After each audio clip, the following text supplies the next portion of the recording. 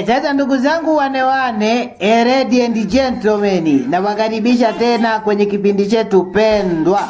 Sasa leo tutaangalia hoja za wasanii wa bunge bungeni. Hoja za wasanii wa bunge bungeni. Sasa sitaki kukuchosha na wewe usinichoshe sana mimi.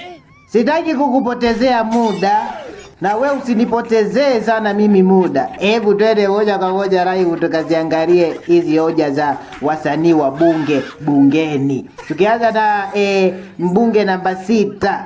Kura chuma hicho.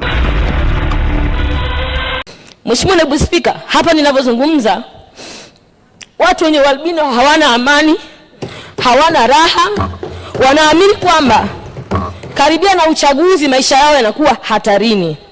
Na sisi ni wabunge wa Jamhuri ya Muungano wa Tanzania, tunaenda kwenye uchaguzi. Hivyo Mheshimiwa Naibu Spika, kwa maumivu walionayo watu wenye ualbino, kwa maumivu ya wazazi ambao watoto hawa waliojeruhiwa, mtoto wa miaka 2 ameondolewa viungo vyake, Mheshimiwa Naibu Spika, naomba bunge lako liahirishe shughuli zake, tujadili namna gani nzuri ya kuwalinda watu wenye ualbino pamoja na watoto wetu. Lakini pia tuweze kuitaka serikali kuleta sheria kali ambazo zitaweza kuondoa au kuonyesha mfano kwa wengine kuto kufanya vitendo hivi. Naomba sana kiti chako kikubali na kiliridhie, lakini naomba kutoa hoja, wenzangu wanisaidie kujadili jambo hili. Kwanza Mheshimiwa, pole na matatizo yote, tunasikitika. Jambo hili kwa kanuni ya 54 na masharti yake, naelekeza onane na waziri wa mambo ya ndani ili umweleze vizuri na kupe taarifa vizuri. Haya, twende tukamwangalie msanii au mbunge namba 5. Kura chuma hicho. Mimi ni mwanamuziki bora kabisa wa hip hop, nitakwenda kwa style ya rap kidogo, yani mbio.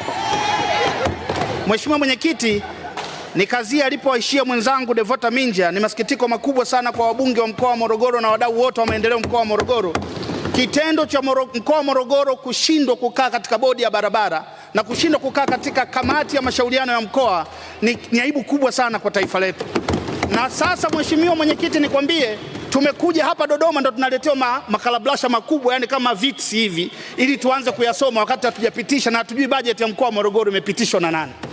Mnaweza mkapata picha. Ni waheshimiwa wabunge, mnajua umuhimu wa road board na mnajua umuhimu wa RCC.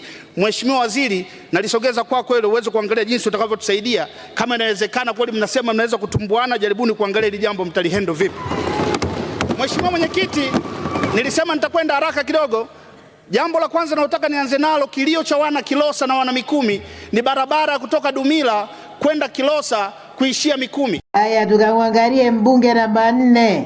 Kura chuma hicho.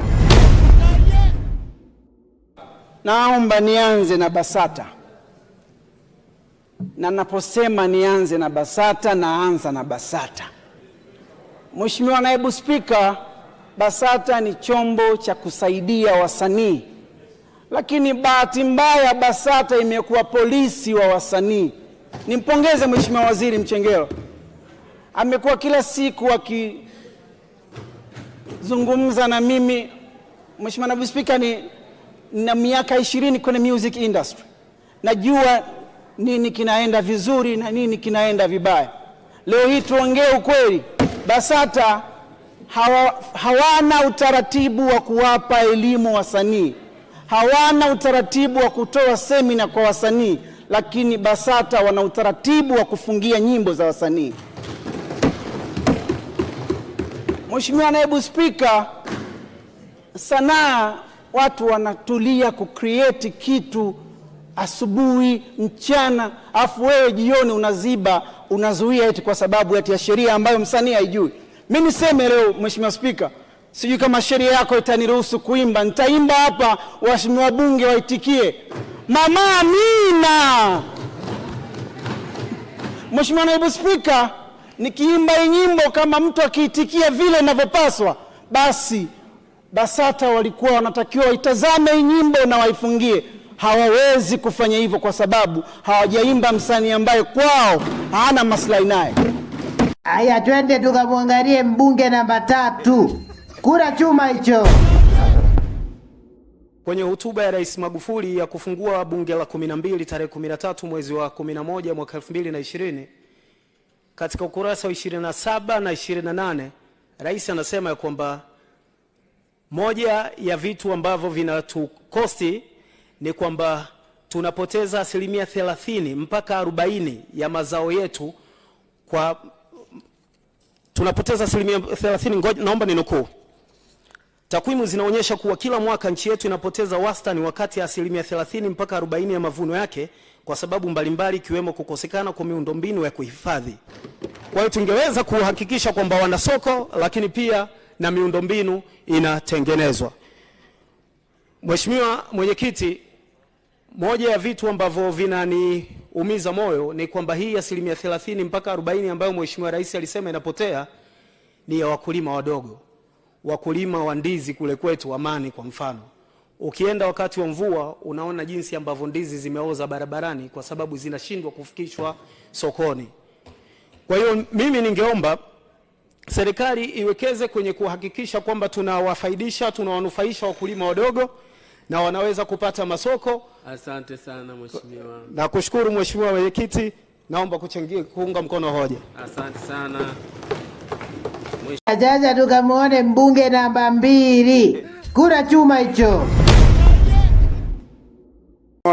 Spika, pamoja na matatizo yaliyokuwa nayo polisi kwenye masuala ya vyombo vya usafiri, lakini nikuhakikishie jeshi la magereza lina hali mbaya sana. Hawana magari, sio tu magari mabovu, hawana magari kiasi kwamba wanafikia kupeleka wafungwa ambao wana kesi au rufaa, wanawafunga pingu, wanawapeleka mahakamani kwa miguu.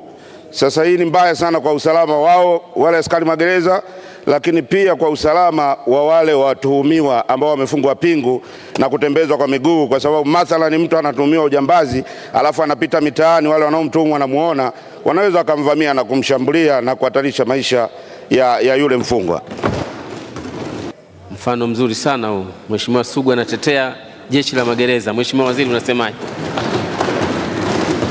Mheshimiwa Spika, nimpongeze sana Mheshimiwa Sugu kwa kuuliza swali kwa experience, na niseme tu kwamba yeye ni mshauri mzuri. Tutazingatia hilo ili tuweze kuweka mgao kwenye upande wa jeshi la magereza ili kuweza kuepuka tahadhari hiyo aliyosema. Haya, tukamwangalie mbunge namba 1.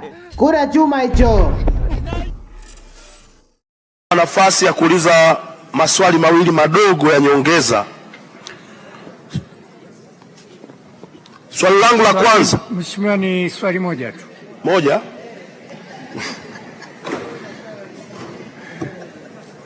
Mheshimiwa Spika, nilikuwa naomba majibu kutoka kwa serikali kuhusiana na barabara ya Kasulu Road. Barabara ambayo itakwenda kuwasaidia wananchi wa kata kama Machinjioni, Rubuga, Kagera pamoja na kata ya Majengo. Barabara iliyopo sasa hivi inawalazimisha wananchi hawa wakitaka kwenda kwenye kata zao lazima wafike mjini alafu warudi nyuma. Ikijengwa barabara hii ya Kasulu Road kuanzia pale Msimba kuelekea Ujiji, itasaidia wananchi hawa wasiingie mjini, wapate shortcut ya kwenda kwenye makazi yao. Asante. Mheshimiwa Waziri, kwa kifupi. Asante Mheshimiwa Spika, naomba kumjibu Mheshimiwa mbunge Baba Levo, mbunge wa Kigoma mjini kama ifuatavyo. Mheshimiwa Spika, tuna wakala mbili, wakala wa barabara na wakala wa barabara TANROADS na TARURA. Sasa wane, nashukuru sana kwa muda wako. Sasa kama bado hujasubscribe akaunti yetu ya Ndui Media, nenda kasubscribe, usisahau kulike, kucomment na kushare. Asanteni sana ndugu watazamaji.